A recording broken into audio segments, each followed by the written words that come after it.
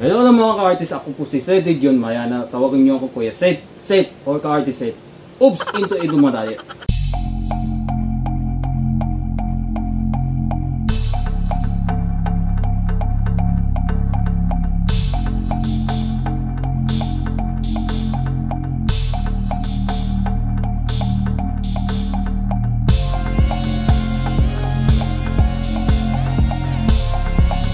Hello mga ka-artist, ako po si Seth John Mayana. Tawag niyo ako Kuya Seth or ka-artist Seth.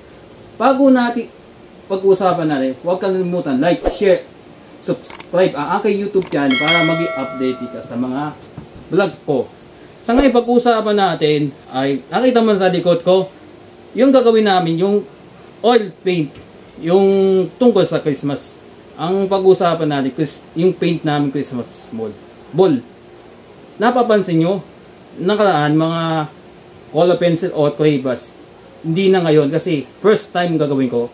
Alam ko yun dati pero natagal lang natigil. Don't expect maging perfect pero kakayan ko po, tiwala mga ka-artist. So tara na, makakasama na natin ang collab natin si Kenneth Aquino.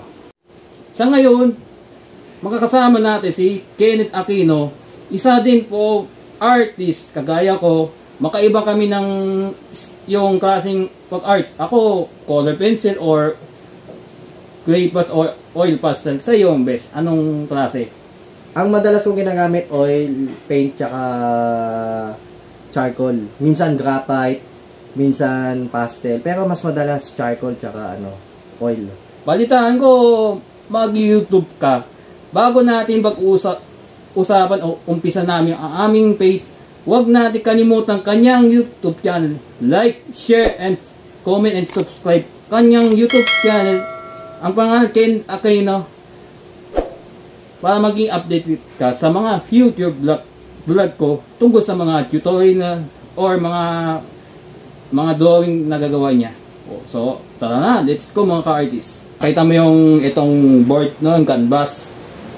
Pero paalala, wag mag-expect maging perfect kagaya dati. Kasi matagal ako natigil nung high school, nung oil paint. Majority kasi color pencil or clay brush. Ngayon ang pagbalik ako eh. So tara, let's go mga ka-artist.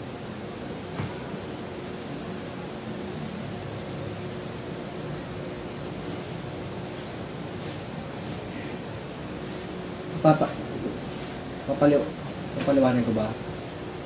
Okay. Ang ginagawa ni Cedric ngayon is ginigeso niya. Napapansin niyo may kulay. Hindi pa yan oil, acrylic pa lang yan. Kasi ang acrylic kasi mabilis matuyo. Tsaka para mas madaling husgahan ng balis. Kung napapansin niyo yung ibang artist, kung napapansin nyo yung mga iba nag-oil paint, gumagamit ng mga earth tones gaya ng burnt sienna o burnt amber sa underpainting para mas madali ma-judge ang values mula dark to light.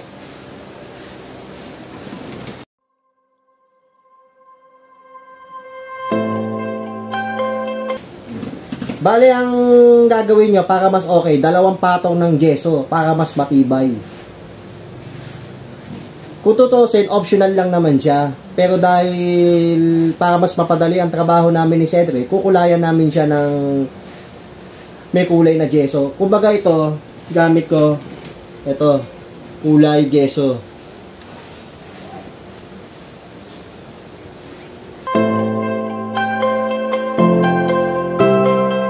Take note kapag natuyo to, mas dark to dahil acrylic to. Unlike sa oil na kahit tuyo, ganun pa rin ang kulay niya. Yung watercolor, mas light kapag natuyo. Ang acrylic, kabaliktaran ng watercolor. Ang acrylic, kapag natuyo, mas madilim.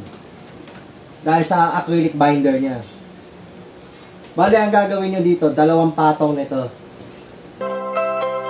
Yung ibang artist, hindi na ginagawa to, rekta na. Pero kung gusto nyo, marami kayong option para gawin tong toning. Ang tawag kasi sa ginagawa namin ni Cedric is toning. Marami kayong option na pwedeng gawin dito. Pwedeng gumamit kayo ng oil paint na burnt sienna o burnt amber. Pwede rin kayo gumamit ng water-soluble oil. Pwede rin acrylic. Pwede rin ihalo nyo sa gesso para mas approach. Pero kahit ano pa man, okay lang yun. Importante talaga ang toning sa oil painting tsaka sa acrylic.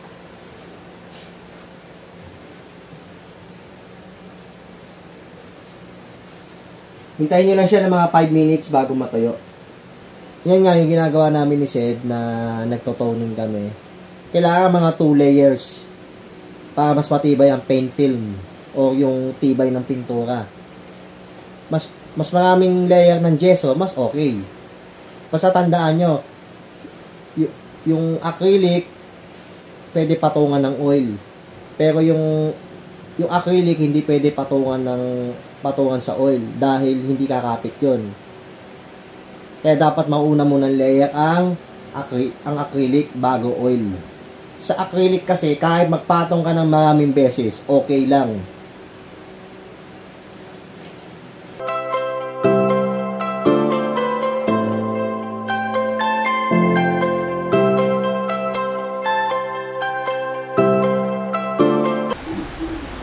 Ang galing ang ginagawa ni Kenneth Aquino. Work class ang ginagawa. Ako, first time ako. Pero pagdating sa in the future, matututo din ako. Hindi agad-agad, pero unti-unti.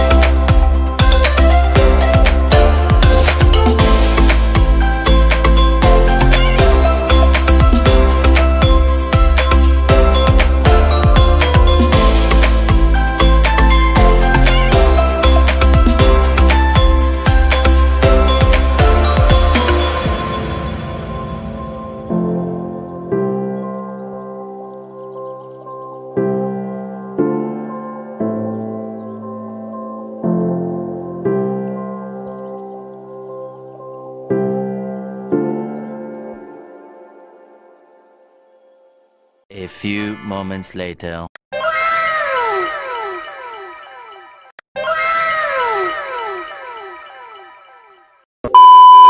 Finally, natapos aming paint Christmas ball. Matagal lang ginawa. Ako medyo kinakabahan. Nakita nyo sa video ko, palang nangaba. First time ako nakabalik, tagal na ako nakatingga. At ibang all paint or acrylic sa canvas. Sa una mahirap pero sa huli, unti-unti may improve. Sabi nga, practice makes perfect. Dami ako natutunan sa kapwa kong ka-artist na si Kenneth Aquino. Sa mga ka-artist, same sa inyo, sana matutunan sa aming ginagawa naming paint tungkol sa Christmas fall. Thank you for watching mga ka-artist. Stay safe and ingat palagi. Merry Christmas and Happy New Year mga ka-artist.